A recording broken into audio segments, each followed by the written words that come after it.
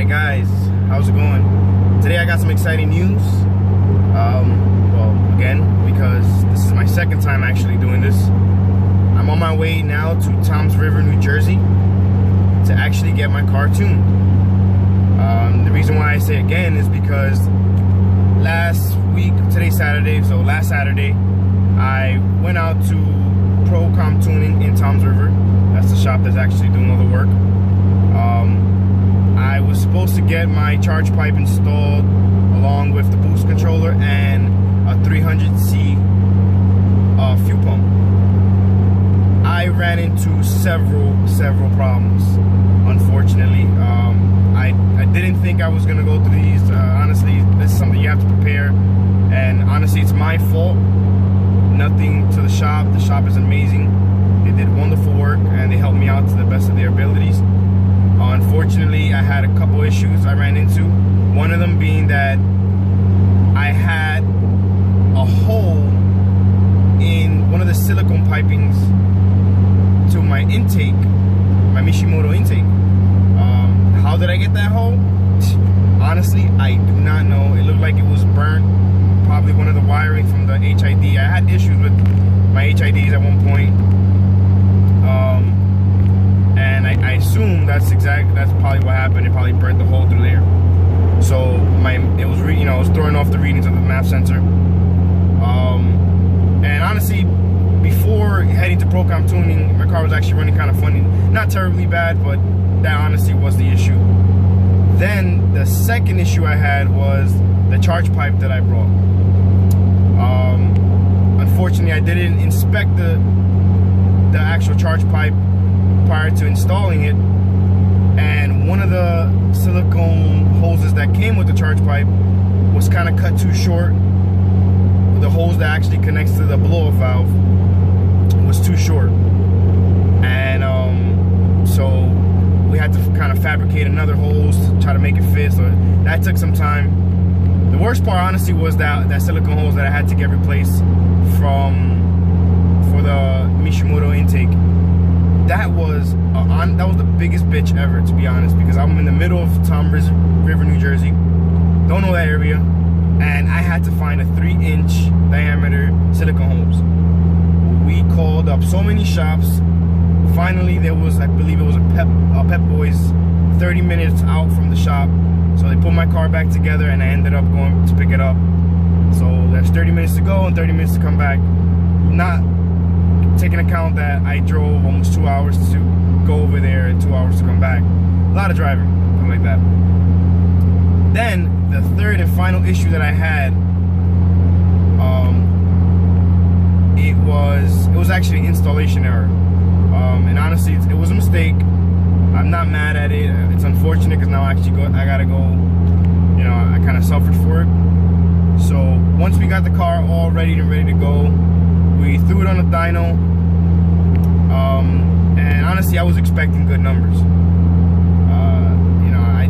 I was expecting good numbers. I was at least hopeful. I wanted to be. My goal, honestly, I'm not trying to set the goal too high, but my goal is at least 300 wheel horsepower. I feel like this car is very capable of that on a safe tune, and the car, honestly, we didn't even get to dyno it. He tried to do something. What apparently happened was I filled up at a Shell. I always fill up at Shell in Toms River, New Jersey, of course. And apparently when we got the car in the dyno, it was a bad batch of gas. I don't know if that was just, an excuse or whatever. I don't know. But the car, it wasn't acting right on the dyno. It wasn't making the power, and then on top of that, it kept knocking on the dyno. So fine, I had to go home either way. So they put the car back together. Well, the car was already back together. They just handed me the keys. I went back home, and I noticed while I was driving back home that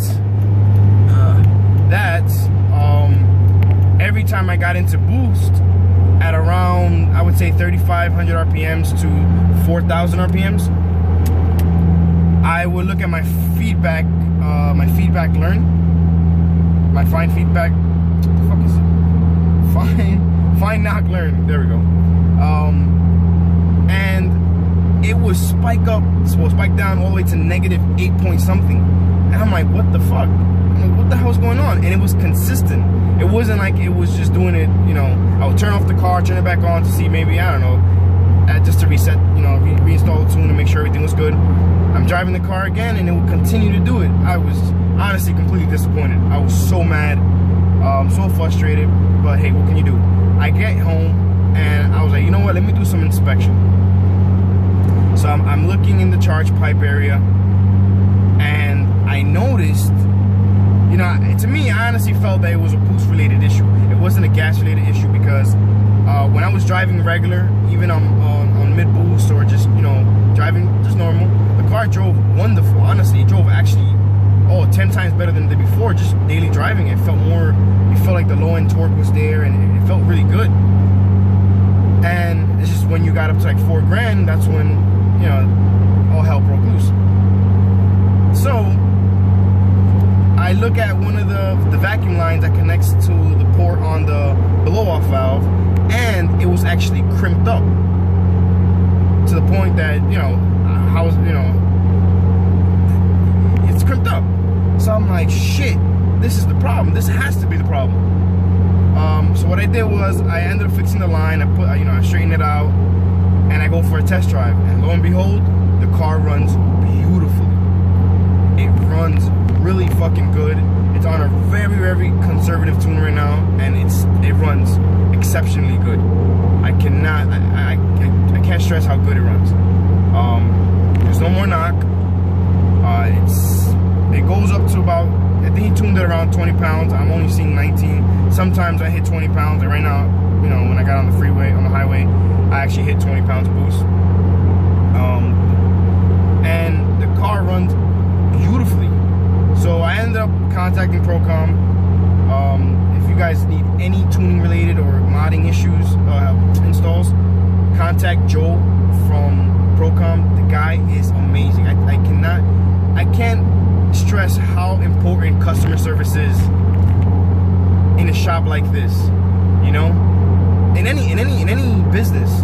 You know, I'm a retail based person, well, not anymore now, but I'm a manager, and that's my #1 key.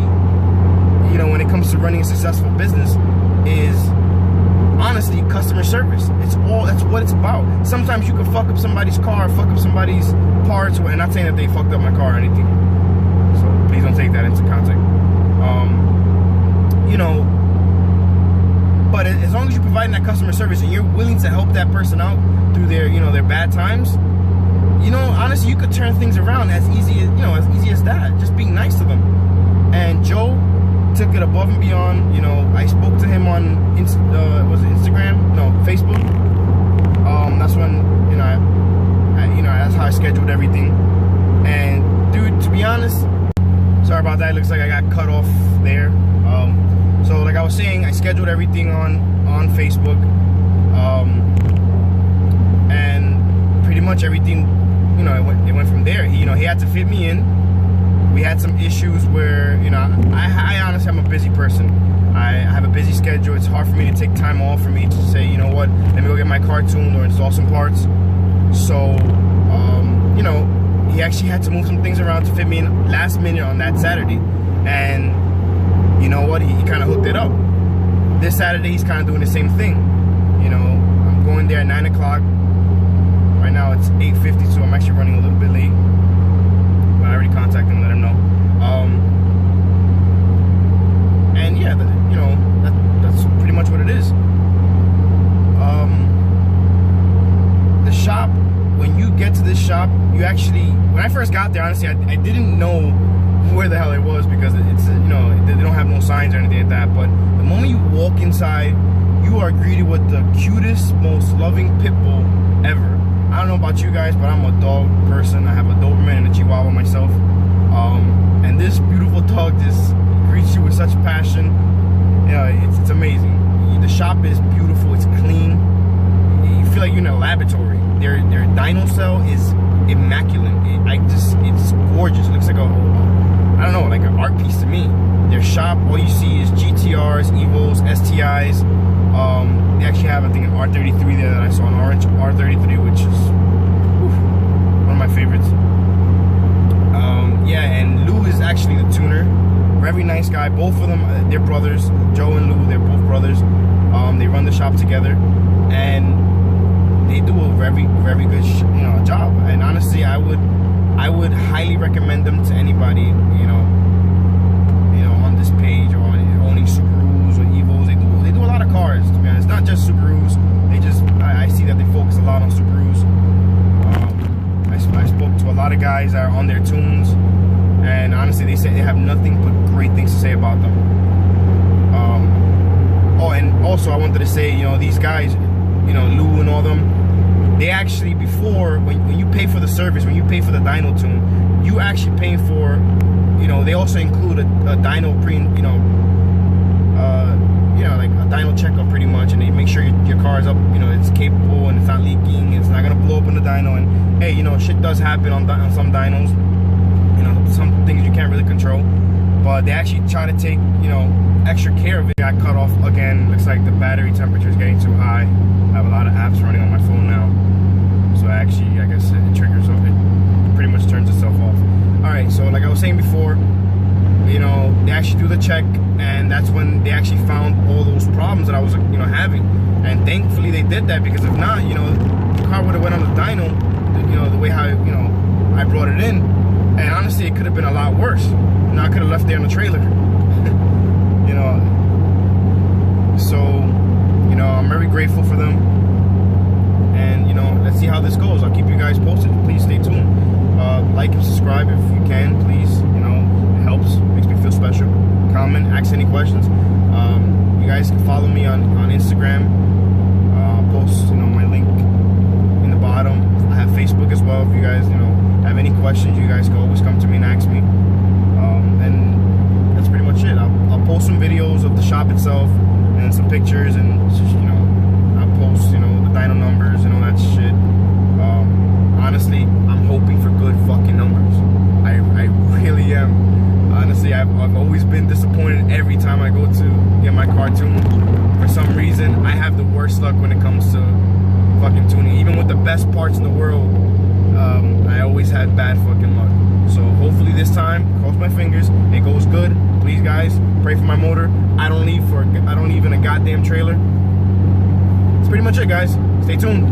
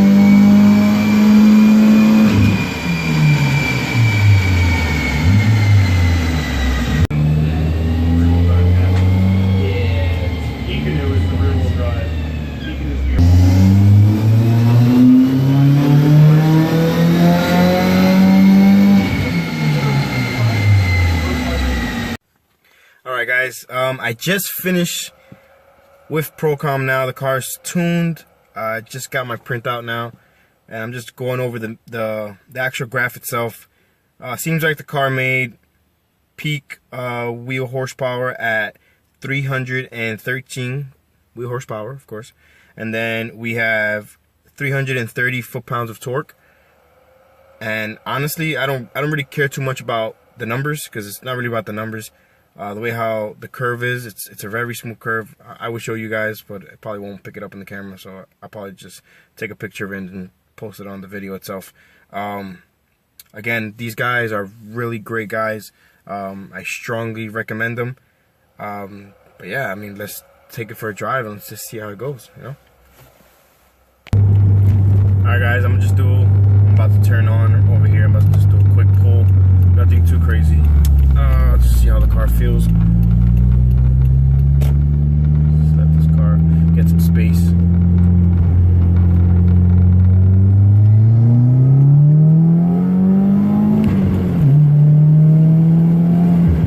Okay, that's fast. Alright. That is pretty fast.